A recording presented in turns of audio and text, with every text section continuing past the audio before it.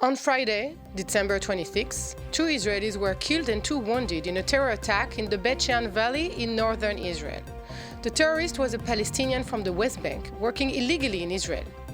How is it that tens of thousands of Palestinians cross the separation barrier illegally every day, almost unbothered by Israeli security forces? And is the West Bank at large a ticking time bomb? Israeli public discourse is dominated these days by 2 scandals, back in the spotlight after explosive revelations by journalists and a dramatic TV interview. Both are closely linked to Prime Minister Netanyahu's office. One is Qatargate, and the other is the leak of a classified document to the German Bild tabloid. The former IDF chief of intelligence will weigh in on specific aspects of these stories. And Israel has become the first country in the world to formally recognize the independence of Somaliland. Are the strategic advantages greater than the diplomatic risks attached to this move? Hello everyone, this is Brief.IL by INSS, a new weekly dive into the events shaping Israel's national security. Every week we will release an episode that breaks down the ongoing developments that matter most to Israel's national security. My name is Emmanuelle Elbaz-Phelps. I am a journalist and the host of this program. Here with me in the studio is Reserve Major General Tamir Hayman, the Chief of IDF Military Intelligence until 2021, who today is the Executive Director of the INSS, the Institute for National Security Studies. This is Brief.IL. Let's begin.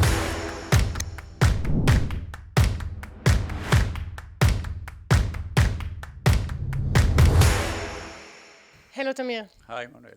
So, Prime Minister Netanyahu is already in Florida. He's going to meet in a few hours with Donald Trump, but our listeners and our viewers, they are watching us right now after the meeting between Netanyahu and President Trump, so we won't be talking about it, but we will just remind everybody that we talked about the issues that were supposed to come up, which is Iran, Gaza, and Syria, in the first episode of Brief.IL last week. So after everybody finishes to listen to this episode, they're welcome to go back and listen to the first one.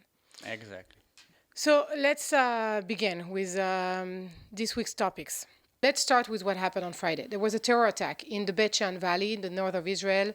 Shimshon Mordechai, he was 68 years old, and Aviv Maor, she was 18. They were both killed by a Palestinian, a terrorist.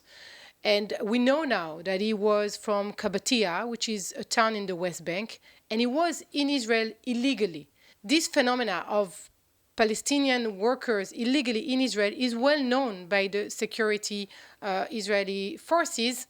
Why is this happening, and can you stop it? Yeah, so let's widen the scope regarding what happened in Bet-Shean. First of all, the fact there are terrorists that are trying to kill Israelis and Jewish all across the world, that's a very sad phenomenon that we need to be better in defending the Israelis without any consideration of what's the reason behind and what the motivation. We should be better in terms of defending Israel, give early alert, better intelligence, and better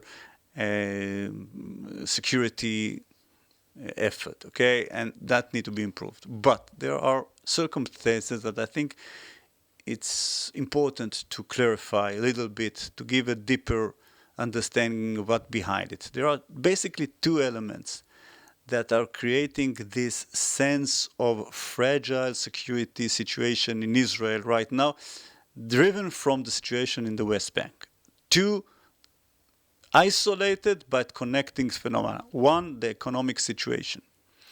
The West Bank. In the West Bank. The fact that over 100,000 Palestinian workers that used to work in Israel are restricted from doing that. That creates pressure. That happened in October 7th. October 7th, when Israel completely blocked all of the Palestinian workers that came into Israel. Secondly, is the uprising violence, brutal violence by extreme Jewish settlers, a bunch of small number group that I cannot label it, their activity, their brutal activity different than to call it terror. That's a terror conducted by Jewish against civilians, non-involved civilians that are being run over or beaten or shot at by Jewish settlers. A very extreme radical group. Those two elements of a rising tension in violence that creates emotion of retribution by the mass Palestinians, and the fact that due to the restriction of Palestinian crossover from the West Bank into Israel, there is a mass of illegal Palestinian workers that are going into Israel and are staying in Israel, all across Israel. Combine those two elements together, you get a greater chance of ending up with those terror attacks. But we have to state that the wide majority, if not all of the Palestinians that come in Israel to work, they come to work. They don't come to kill Israelis and Jews. Yet most of the Palestinian workers just trying to get a living, to get to support their families. But they are, when you compare that to the prior 7th of October, most of them were legal, approved Palestinian workers that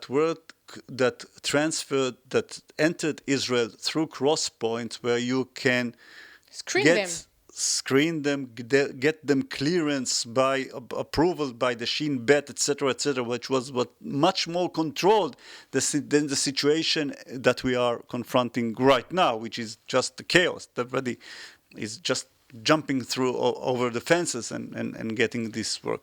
And I say on the other hand, not all of the settlers in the West Bank are extreme, violent terrorists like the small group that we have that causing most of the problems. We are talking about 300, maximum 300 of individuals, and the hardcores are 70 that need to be apprehended, need to be caught and put into jail.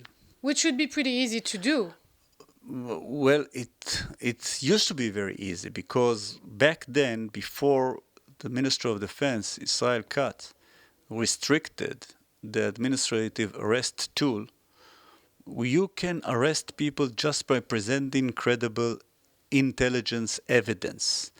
That is not longer the case. So in order to arrest them, you need a valid evidence that can be presented in a court of law. In most cases, it's very hard to obtain those kind of hardcore evidence.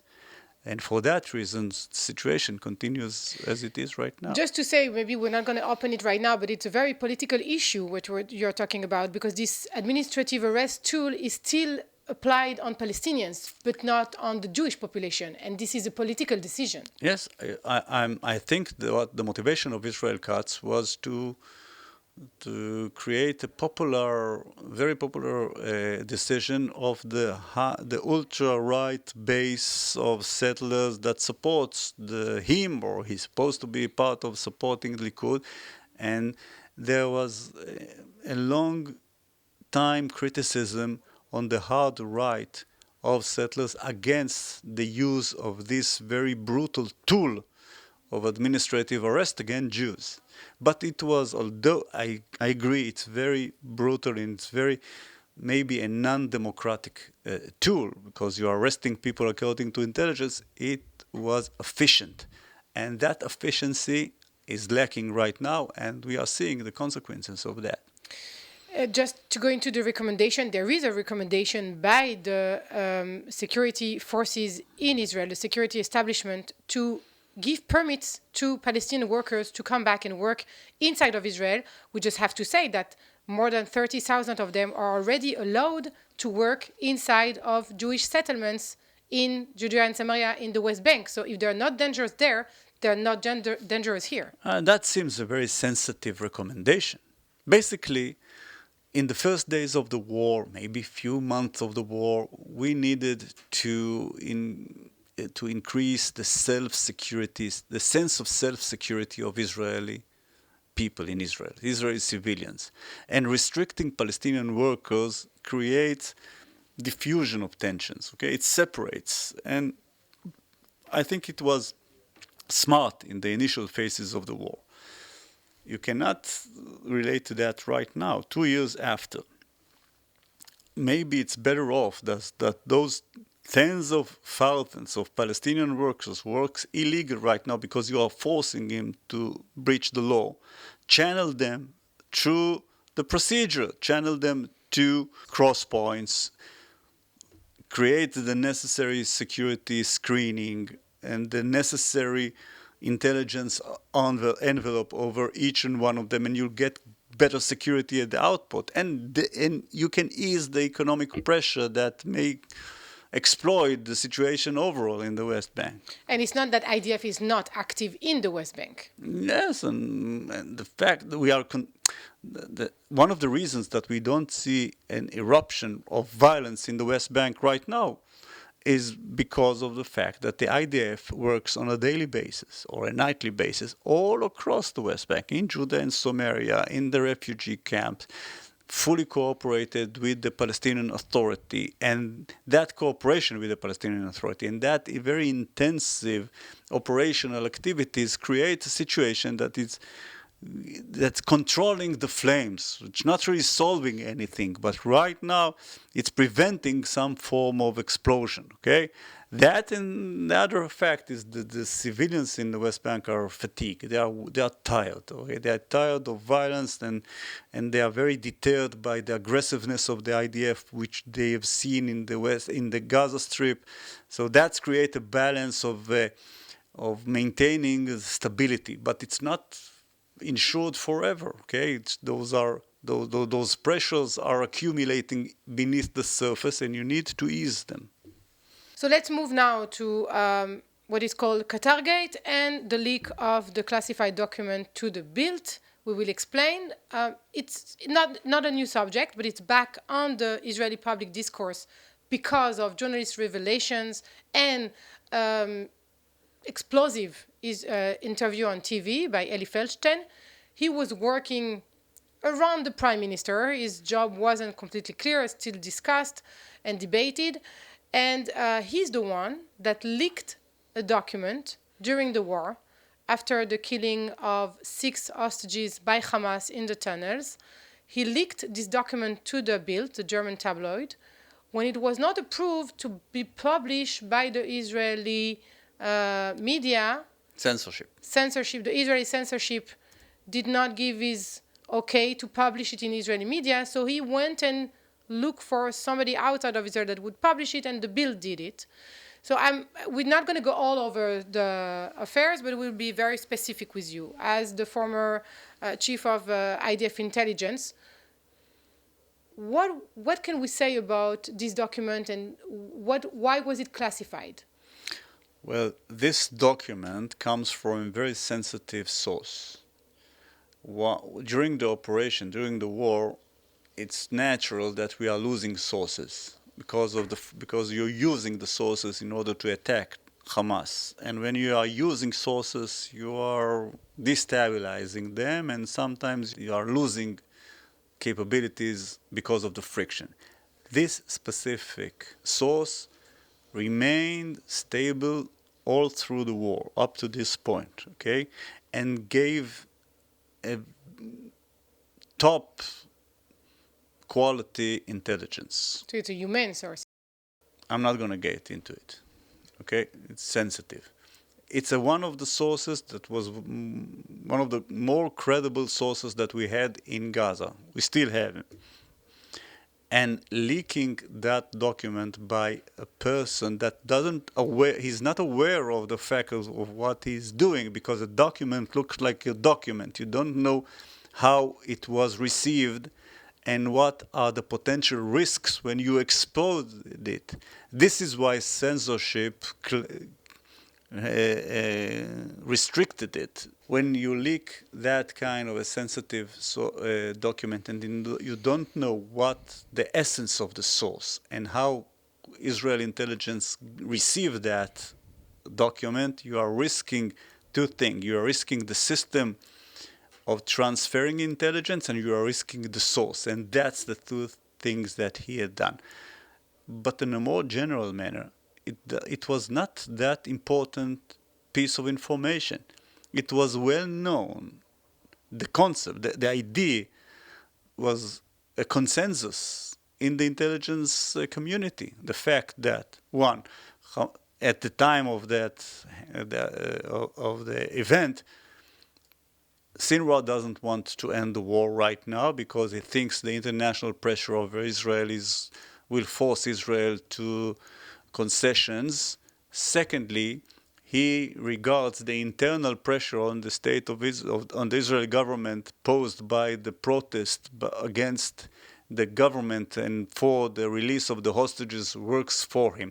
Those two elements, although the Israeli public was not aware of that, and although the Israeli public accused Netanyahu for inventing that claims, in internal discussions inside the intelligence and the discussion between the intelligence and the cabinet, it was obvious that it was not such a sensational event.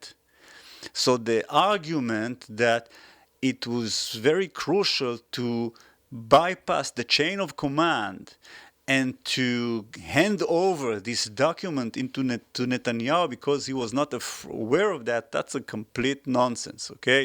By the way, a different edition of the same document, but more accurate, was released from the intelligence a few hours later. So that was not really renewed information, new conception, or whatever they are trying to do right now. Because one of the claims of Feldstein in his interview on the public television in Israel was that Feldstein is the guy that we say leaked the document. It was that if the security establishment, the army, has the document in hand, it hasn't given it to the prime minister, so he had to take care of that, which doesn't answer all the questions. By the way, this is the claim of the NCO that works inside the intelligence, and he's the one that leaked the document or transferred the document from the internal system of the IDI, the Israel Defense Intelligence, into Feldstein. Ari Rosenfeld. Yes. Ari Rosenfeld claims that it was his civil responsibility to transfer knowledge that was restricted from the prime minister, which is completely false. Any kind of document, any kind of intelligence is transferred immediately to the security, the military secretary of the prime minister office, and it is quite transparent to him. So that is completely nonsense. The idea that was embedded in the intelligence, this piece of intelligence, was not that important. The fact is that they used this intelligence to influence the mass, the Israelis public, because the Israeli public was not aware of those internal Hamas discussions. And for that reason, in order to support Netanyahu after the terrible event of 6 hostages killed in the tunnels, it was important to leak it. In their eyes, it was important to leak it in order to shift the internal discussion in Israel. You say that this document, the problem of also publishing it was because it was endangering the source. But you also say that the source is active till now. So maybe it wasn't such a huge risk? You can't know that in advance. Okay? And I can't really explain how the source survived. Maybe because of the pressure of the war, Hamas was not able to conduct a thorough investigation and to get into the details. Maybe there was other attempts by the international community to divert the internal research of Hamas to other realms that are more comfortable for the Israeli intelligence. I don't know. That is the intelligence, have that kind of a procedure. When you want to protect a source, you divert the research of the enemy to other areas. Maybe that's what happened right now. But basically, you don't know that in advance. You cannot know that in advance. It's also not his job to take the decision. Of course, not his job. That is why we have censorship. By the way, we can leak. We can use information, intelligence information.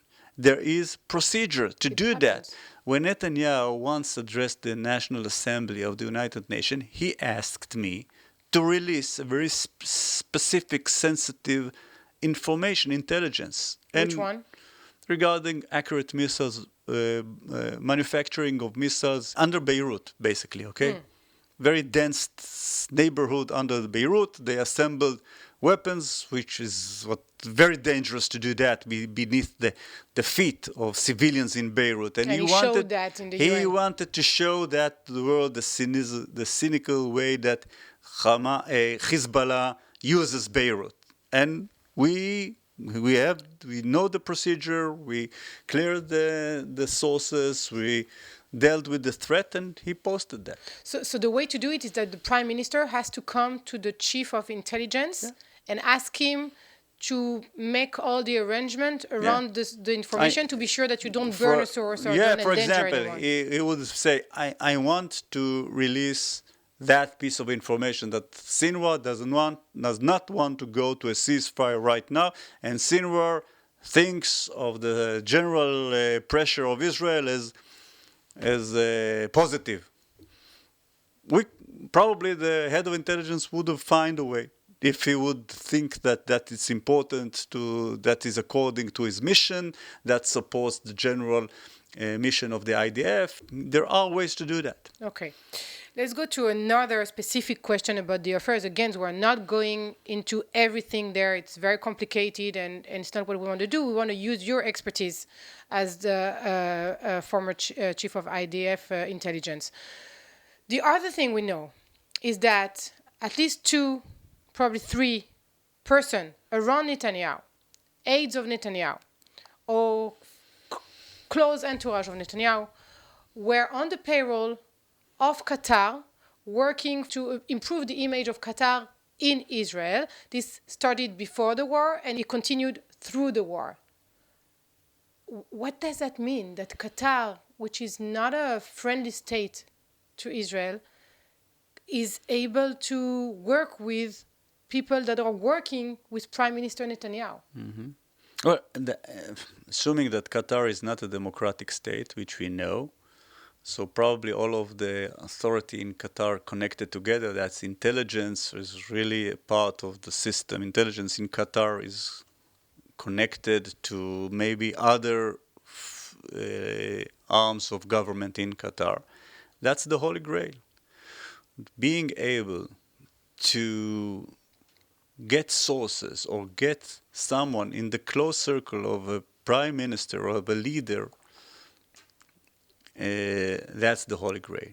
And you are starting with assigning him missions that seems trivial, that he would do no matter if he get paid or not get paid. But the fact that he's being paid, that's create a connection. That creates something that you can manipulate later and then move along with those sources that you establish. And that, if that's the case, Qatar authorities really, as we say, hit the jackpot in creating that kind of a foothold inside the most classified area of Israel, in Prime Minister's office. But there is an argument that says that Qatar is not an enemy state, officially, and that not only businessmen, but also ex-intelligence persons are working with Qatar, have a close relationship with the country, had a close relationship with the country, so it's not that different.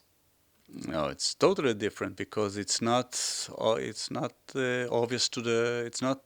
It's secret. It's not really. It's not disclosed. It's not something that everybody knows. When you are conducting influence operation without the awareness of the guy in charge, the leader, it's not obvious. Okay, it's espionage. I don't know how to call it differently. It's espionage for influence done in a clandestine manner inside the Prime Minister's office. So if the Prime Minister knew of that, he should have kicked them off and of course, stop any kind of connection because they have betrayed his trust. Imagine your closest assistants working for entity that it's not your entity, okay? Competition, whatever you want to call it. And they are not disclosing it, and they are not telling you that they are working for other entities, and suddenly you know that from media. You would see that as a betrayal of trust. Right, he doesn't. So that's one option. He didn't do that. So the other option that he knew about the fact that they were being hired by Qatar and allowed that, which is more complicated. How come he allowed that? Whether he was personally involved or gained some profit from that even worse from the first case. This practice by Qatar, it's kind of his expertise, right? Yes, all through the world, they're well known of creating network of what we call information operation. The most famous one is Al Jazeera, but there are other means where they accumulate enormous volume of knowledge, information, where they can pressure, influence, and advance their interest worldwide. This is their professionality. They are not that great in military operation, but in terms of information operation, in terms of soft power, in terms of influence, they are one of the best in the world. As the former chief of intelligence of IDF, is this also a failure of the intelligence not being aware of this kind of activities by Qatar during the war around the close entourage of Prime Minister Netanyahu? That's a hard one to answer. Somebody should have known something. I mean, that's the job also. Israel intelligence does not follow Israeli leaders, of course, and not Israeli spokesmen. We are a democracy. But it somehow assumes or reflects on the fact that the coverage on Qatar was not that successful, not that intimate in terms of Israeli capability. If that's what you are asking, yes, Israel should have covered Qatar in a more thorough way, because Qatar now, we believe, is part of the adversaries of Israel, not a partner, and soon to become maybe a potential enemy. So the coverage of intelligence on Qatar should be better. If that was the case, we would probably intercept those messaging and those activities. Okay, and the last topic about Qatar being an adversary, it's also the issue of the money that came from Qatar to Gaza and specifically to the hands of Hamas. So first, you have been clear in the past about that, but I think you should go over again. What was exactly this money? We talk about $30 million in cash every month. It wasn't exactly $30 million in cash every month. First disclosure, I was a part of the system back then. Okay, I was the head of intelligence when that money started transferring from Qatar to Hamas. So I'm not hiding behind that. That's one disclosure. Second, the reason for that was that Abu Mazen, the head of the Palestinian Authority, punished Gaza after a failed attempt to assassinate the Prime Minister of the Palestinian Authority, Rami Hamdallah, punishing them by restricting $30 million per month. That created a chain of events that led to the riots on the fence of Gaza each Friday, and the flammable balloons that created fire that all through the Gaza envelope, and practically almost on a daily basis riots.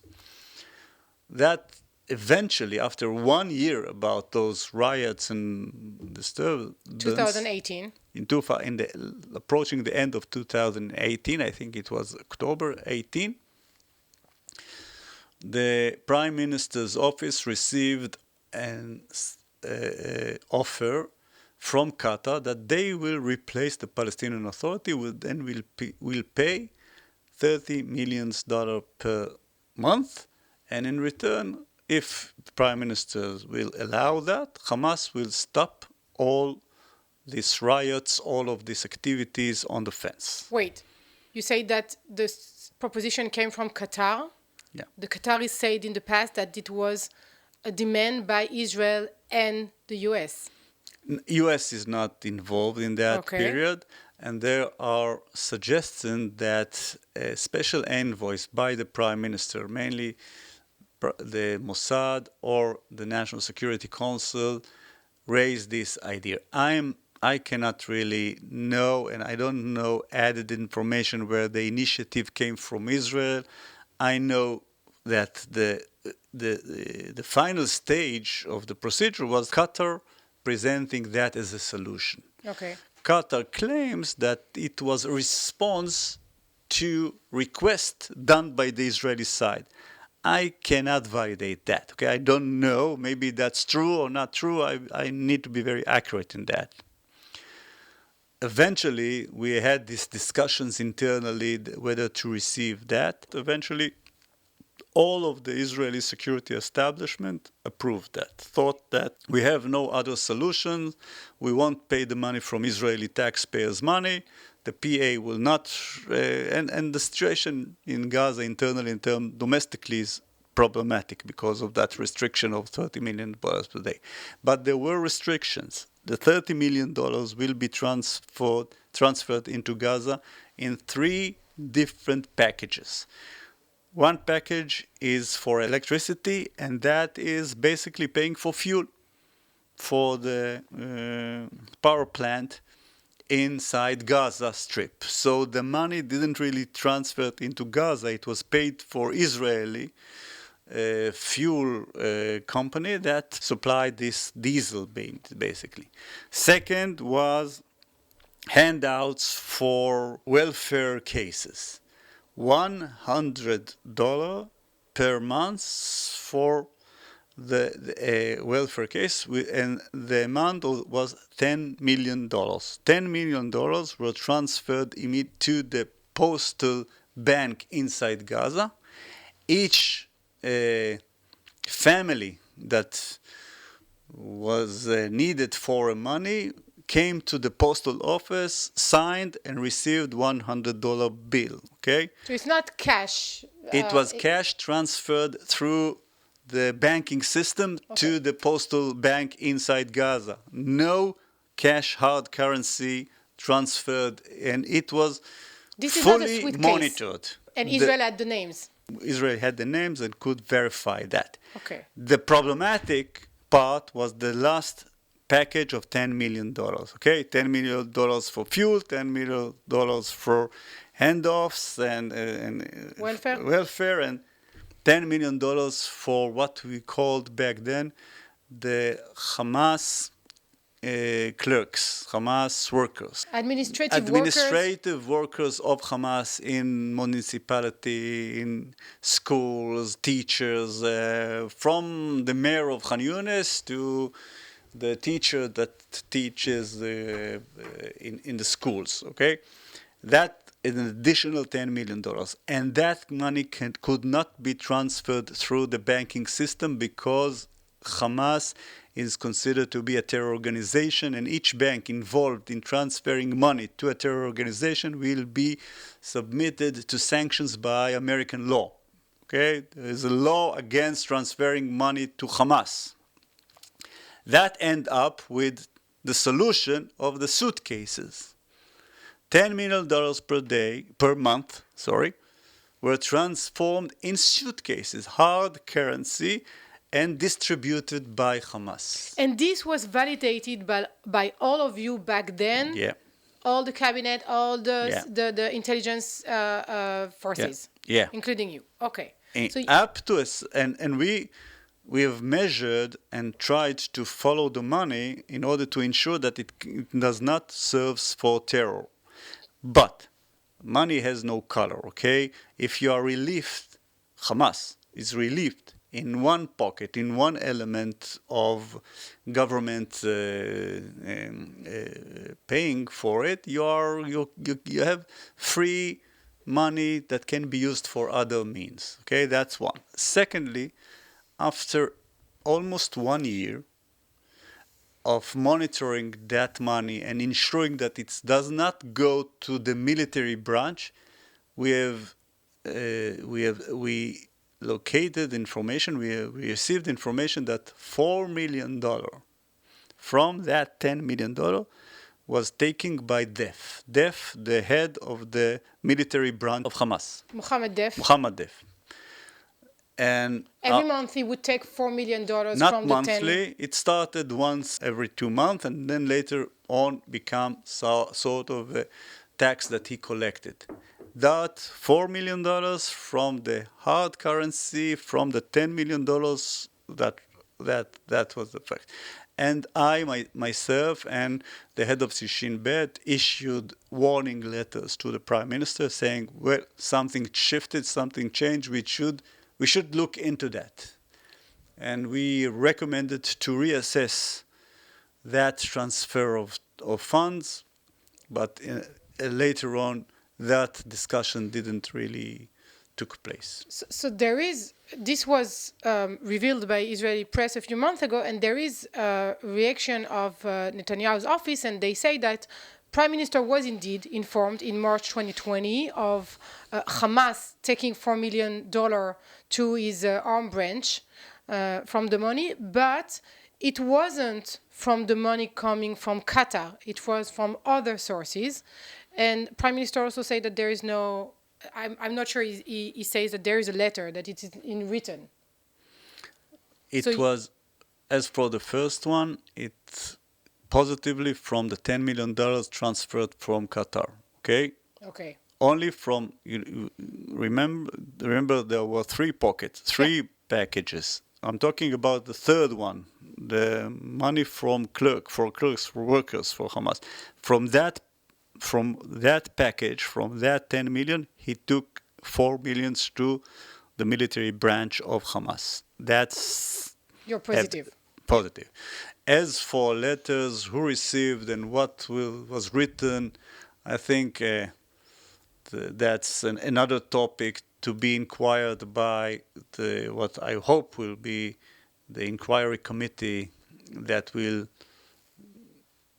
investigate all of these activities. Okay, quickly, last subject, because I'm sure everybody's curious about it. Somaliland. This is a country that is very new to some of us, and it's new for the world now because Israel is the first country in the world to recognize Somaliland as an independent state. Yes. So I heard President Trump asked what is Somaliland about. Yes, which is from a paper I read on INSS website. He actually knows about Somaliland because he said in the past that he was also working on the subject. Well, Somaliland has been asking for its independence for a while from the US, from the UAE, from Israel. This is part of a process. Why Israel decided to do it now, and is it smart to do it alone? Somaliland is a practically independent state from 1991. They've declared their independence in 1991. They are a democratic country. They are very successful in terms of economy. They have a very Western lean environment that's really opposed on the rest of Somalia, which is influenced by Al-Shabaab, by radical jihadistic Islamistic movement, and the United States was heavily involved in that. Probably most of our listeners saw the motion picture Black Hole Dawn, which is in Somalia, okay, in Mogadishu. So United States burned their hands in Somalia, now are taking a step backward. The cooperation between Western countries and Somaliland seems obvious, democratic in Africa, in the heart of a very, very extreme Muslim world, but probably it's inevitable that in the long run we will cooperate. There will be some formal diplomatic connection. There is a cooperation between Western states, European states, and Somaliland for years. Definitely, and that's why the INSS recommended on not being the first country in the world, except from Taiwan, if you consider them as a country, to recognize Somaliland. We should have probably followed the leader. United States is the obvious leader of the Western world that should have recognized the independence of Somaliland. Why Somaliland is so important, you can see in the map. Somaliland is very close to the streets of Aden, the streets Adan, the streets of Bab el Mandeb, which is a crucial maritime navigation route to Israel. Secondly, it's very close to Yemen, which the Houthis conducted during the war, surprised us of being very, very successful on striking Israel and destroying stability in Israel by launching missiles and rockets and other elements. So for that reason, in terms of Israel national security, it is important to cooperate with Somaliland. It creates an area of opportunities. But Arab states will reject it because the idea of separating Arab states into clans or families, that basically all of the Arab world is built on clans, families, hamulas, etc. But the concept, the way that they are hanging it together, that there is known barriers, known borders, and nobody unilaterally can split a country by embracing it, split a part of a country and acknowledge that as a sovereign state, which Israel did. And for that reason, you are hearing accusations and rejection from all of the rest of the Arab world, except of UAE, because UAE has great connection with Somaliland over the past few decades, and they are supporting the UAE, so it's very interesting to hear what they're going to say about that. Is this Israel saying, okay, we are not going to go for normalization with Saudi and we'll go to Somaliland because they are pissed in Riyadh? Yes, but I think it's another delay in the normalization. It's another element that will create friction.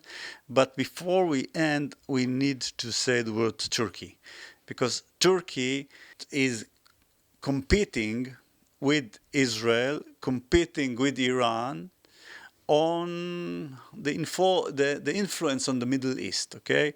And they have long before Israel established well-deployed capabilities on the Red Sea, trying to, on one hand, be influential on Africa, on the other hand, controlling some form of the Red Sea. The fact that Israel jumped ahead of them and recognized Somaliland, kind of outflanking them on the south, creates in their eyes competition, an unfair competition, and you can see that the aggressiveness of the statements by the Turkeys are exceeding the rest of the condemnations that we see all across the world, because that Israel created that advantage. We could have maintained the same advantage without formal recognition, and that was the Institute recommendation. I'm all for Somaliland. They are really a sign of hope on this very dire region of the Horn of Africa and the Middle East. But being the first in the world to recognize that, I'm not sure that was the best policy. Might it be counterproductive for Israel? For Israel, I'm not sure that we can go much worse than the situation, when the reputation that we are suffering right now in Africa, in the Middle East. But for Somaliland, it may be dangerous, because right now, entities, countries that cooperated with Somaliland will worry that cooperation with Somaliland could be labeled as supporting Israel and acknowledging Israel activities. So in that aspect, I'm not sure that we have done great things for Somaliland. I cannot not ask you, is that related to the idea of pushing away Palestinians from Gaza to Somaliland? That was one of the states' noticed back then, but I think President Trump stated clearly that in the 20-point plan that there's no motivation, no ambitions to transfer Palestinians from Gaza. On the contrary, according to the 20 points plan, United States with Arab allies will do its best in order to convince Palestinians in Gaza to stay in Gaza. Okay, so that plan is off the table right now. And we are out of time as well. Reserve Major General Tamir Hayman, the former Chief of IDF Intelligence and the Executive Director of INSS, thank you very much. Thank you. And that's it for today. This was Brief.IL by INSS, a new weekly dive into the events shaping Israel's security. We warmly invite you to follow us on any podcast platform of your choice or on YouTube on the INSS channel. Thank you to the team, Ariel Nugrian, Shai Shachaf, Omer Weichselbaum. I am Emmanuelle Elbaz-Phelps, the host of this program. Have a good one. Until next week.